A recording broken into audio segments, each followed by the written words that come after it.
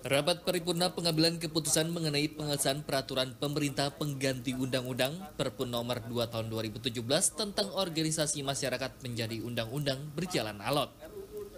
Sebanyak 4 fraksi, yaitu PDI Perjuangan, Partai Golkar, Partai Hanura, Partai Nasdem menyetujui pengesahan Perpu Ormas menjadi undang-undang. Sementara 3 fraksi, PKB, P3 dan Partai Demokrat menyetujui tetapi dengan catatan setelah disahkan dapat direvisi. Sedangkan 3 fraksi Partai Gerindra, PAN dan PKS tegas menolaknya. Fraksi yang mendukung Perpu berpendapat Perpu berguna untuk mengatur ormas-ormas yang jelas-jelas ingin mengganti ideologi Pancasila.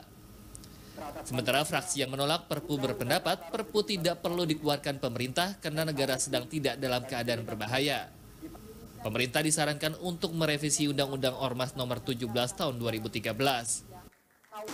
Ada beberapa hal yang sangat mendasar kenapa kami menolak Perpu Ormas ini.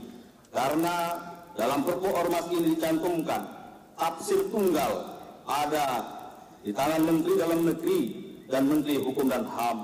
Jika saja rezim berganti, Menteri pun pasti berganti, maka tafsir pun bisa berubah dan berganti. Ini berpotensi untuk disalahgunakan menuju rezim yang otoriter. Oleh karena itu pimpinan, maka menurut kami Perpu ini harus kami tolak. Tidak ada di Indonesia ini yang melarang untuk semua berkumpul dan berserikat asal tidak mengganggu dan melanggar aturan yang sudah ditetapkan. Sementara itu di ruang gedung DPR RI, ratusan orang yang berasal dari berbagai organisasi Islam berunjuk rasa menolak pengesahan Perpu Ormas menjadi undang-undang. Mereka menilai jika Perpu Ormas disahkan menjadi undang-undang dipastikan akan menggebiri demokrasi karena bertentangan dengan Undang-Undang Dasar 1945 mengenai kebebasan berpendapat. Perpu Ormas yang diterbitkan Menko Polhukam Wiranto 12 Juli 2017 lalu ini menjadi sorotan setelah pemerintah membubarkan organisasi kemasyarakatan Hizbut Tahrir Indonesia atau HTI yang memiliki anggota jutaan di penjuru Indonesia ini dituding ingin mengganti ideologi Pancasila dengan asas Islam. Pemerintah bahkan telah mengantongi 5 ormas lain yang juga akan dibubarkan. Tim Liputan, JAK TV.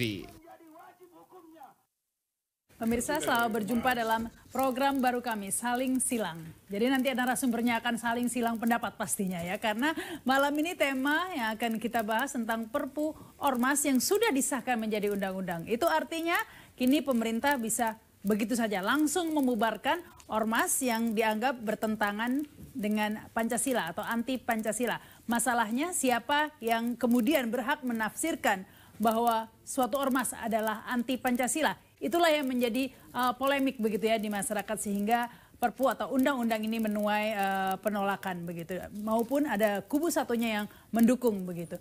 Apakah ini juga adalah buah dari pilkada kemarin? Kita akan bahasnya saat ini pemirsa bersama narasumber. Ini ada Pak Arteria Dahlan, anggota DPR RI dari fraksi PDIP. Selamat malam. Selamat malam, Assalamualaikum. Waalaikumsalam. Dan kemudian Kiai Haji Marsudi Suhud, Ketua PBNU. Selamat malam, Assalamualaikum. Selamat malam, Assalamualaikum. Ya. Dan kemudian ada Pak Sodik Mujahid, anggota DPR RI, fraksi Gerindra. Selamat malam, Assalamualaikum. Selamat malam, Assalamualaikum. Dan ada Bang Dhanil Anzar Simanjuntak, Ketua Umum PP Muhammadiyah. PP Pemuda Muhammadiyah. Selamat malam, Assalamualaikum. Assalamualaikum. Iya, tentunya dari Kiai Haji Marsudi Suhud dulu lah ini ya. Anda melihat kan banyak juga dari kalangan Islam yang kemudian, meskipun ada yang mendukung juga, kemudian khawatir pemerintah menjadi represif begitu. Jika bertentangan, itu yang dikhawatirkan kemudian membubarkan ormas tanpa melalui proses persidangan. Ya kalau dari saya atau khususnya PBNU itu berpikir simpel aja. Simpelnya bagaimana? Kalau kita ormas itu tidak akan melanggar Pancasila, ya sudah, nggak usah takut apa-apa, nggak melanggar. Nggak, definisi melanggar ini kan yang dipermasalahkan. Nah ya ini, gitu. Nah kalau persoalannya definisi melanggar Pancasila, ya yang penting tidak kontrari dengan Pancasila, itulah yang sebenarnya sudah jelas ya Pak Sodik. Jelas. Ya kan sudah jelas sesuatu yang kontra dengan Pancasila atau tidak, jadi tidak perlu diperdebatkan begitu. Nah, saya kira jangan dipersempit seperti antara Pancasila dengan Islam, antara negara dengan organisasi Islam, tidak.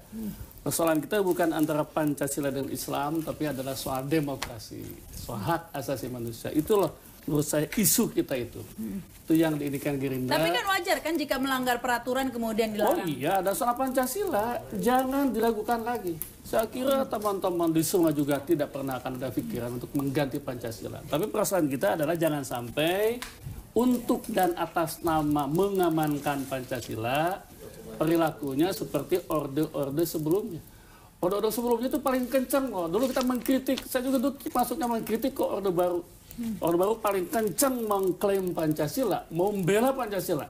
Dan untuk membela Pancasila itu melakukan langkah-langkah yang menurut ukuran-ukuran negara demokratis itu tidak demokratis. Itulah sebabnya dulu ada Undang-Undang nomor 17 tahun 2013 itu sudah sangat demokratis kok. Dibuat oleh DPR pada masa reformasi, kemudian ketika DPR-nya tambah maju sekarang usianya, bukan tambah demokratis, tapi mengembalikan pada masa-masa zaman Orde Baru. Itu alasannya ya Gerindra termasuk yang menolak kemarin. Jadi bukan soal Pancasila dan Islam, soal demokratis, lebih demokratis atau tidak. Baik, nah ini PDIP kemarin yang paling getol begitu kan ya, mendukung ini yang menjadi undang-undang. Nah ini kan kita dulu punya undang-undang subversif, di mana kemudian undang-undang itu menjadi alat begitu ya bagi untuk membungkam lawan-lawan pemerintah. Ini dengan mekanisme tanpa proses pengadilan ini kan seperti memberikan cek kosong kepada pemerintah untuk memberikan definisi siapa saja yang melanggar anti atau Pancasila. Ya, kita melihatnya masih dalam satu koridor yang sama. Tapi PDI Perjuangan selalu konsisten untuk mencerdaskan kehidupan bangsa. Apa itu? Pertama, kebebasan berserikat, berkumpul dan menyatakan pendapat merupakan bagian dari hak asasi manusia, itu poin yang pertama.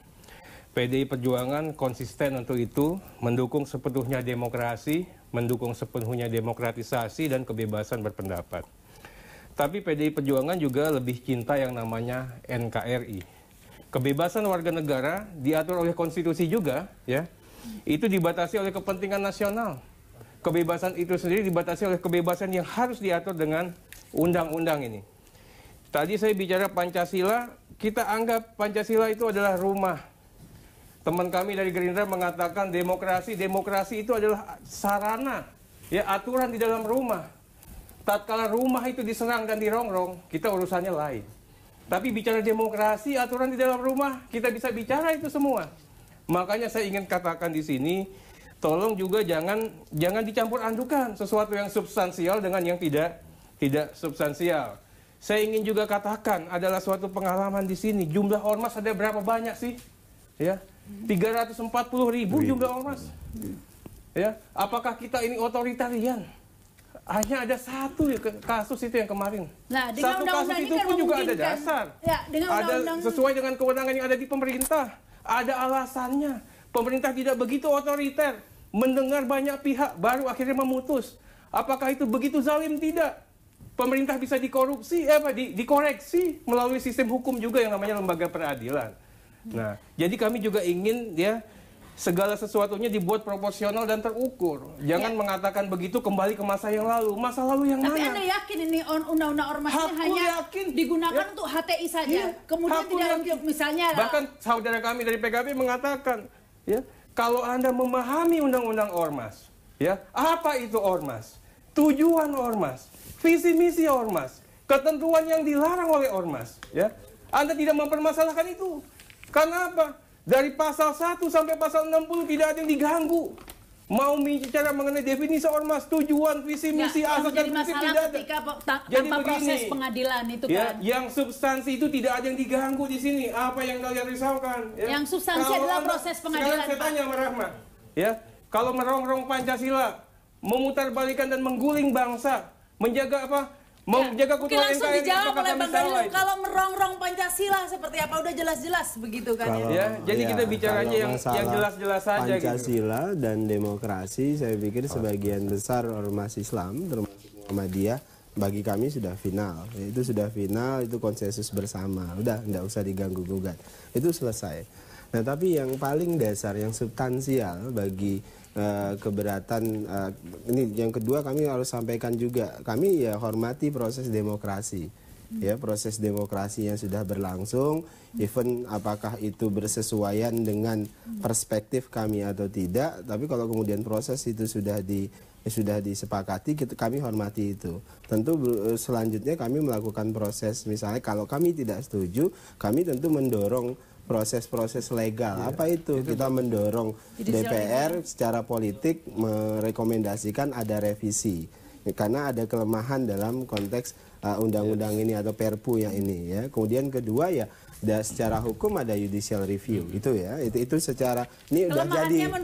Ini tuh saya bicara ini realitas demokrasinya. Nah, tentu apa yang jadi masalah sebenarnya? Masalahnya ada di substansi seperti yang Anda sebutkan tadi. Itu adalah absennya proses pengadilan sejak awal. Ini saya sebut begini, Mbak. Tadi mengutip apa yang disebutkan oleh Pak Mujahid. Dalam teori itu ada istilah patologi abuse of power. Patologi abuse of power itu kalau dalam ilmu kedokteran itu namanya kekuasaan. Secara sel-selnya itu punya kecenderungan abuse of power. Apalagi kemudian ada legal formal yang memberikan kesempatan dia itu untuk melakukan abuse of power. Ya, pasal karet, kemudian absennya proses pengadilan. Nah, di situ juga proses pengadilan itu kan menyebabkan abuse of power, kemudian menyebabkan ada monolitik. Bukan HTI saja, Kak. Ya. Ke depannya bisa kan saya katakan ada 324.000 ormas. Saya ngomong ini dulu. Kan ini prosesnya sangat akhirnya nanti monolog bukan dialog ya. Kenapa kami sebut monolog? Karena ketentuan siapa yang melanggar Pancasila, siapa yang tidak bersesuaian dengan Pancasila itu ditentukan oleh penguasa. Nah, kalau proses pengadilan itu dihadirkan sejak awal, oh ya ini mau dibubarkan seperti Undang-Undang 17/2013 dimasuk dalam proses pengadilan, itu ada proses dialog. Artinya pemerintah itu maju ke pengadilan dan proses itu diikuti. Baik, meskipun itu katanya yang perlu dicatat begini, tadi disebutkan misalnya contoh yang konkret saya ingin disampaikan oleh Pak Mujahid tadi. Misalnya dulu zaman Orde Baru, Orde Lama misalnya menerjemahkan Pancasila juga dengan model mereka. Misal sebutlah Bung Karno dulu menerjemahkan Pancasila dengan salah satunya adalah demokrasi terpimpin. Itu Pancasilais menurut Bung Karno. Tapi kemudian lawan politik Bung Karno itu melawan terjemahan itu. Bahkan Bung Hatta tidak bersepakat dengan tafsir Pancasilanya Bung Karno. Kemudian kedua misal zaman Pak Harto, Pancasila apa yang dilakukan Pak Harto pada saat itu mengaku sangat Pancasilais, Mbak. Ya. Ini menyelamatkan demokrasi. Bung Karno yang tidak Pancasilais. Jadi kalau kemudian, tapi kan kedua orang ini punya karakteristik monolitik, tidak dialogis. Baik. Nah, apakah ini yang tidak boleh diulang kembali. Saya Pancasila begitu. Itu yang kita takutkan. Siapa yang meragukan Bung Karno, Pak Harto, ya kan? Baik. Tapi faktanya begitu. Kita harus break dulu ya. Kita lanjutkan lagi pemirsa. Kami akan kembali setelah pesan-pesan berikut ini.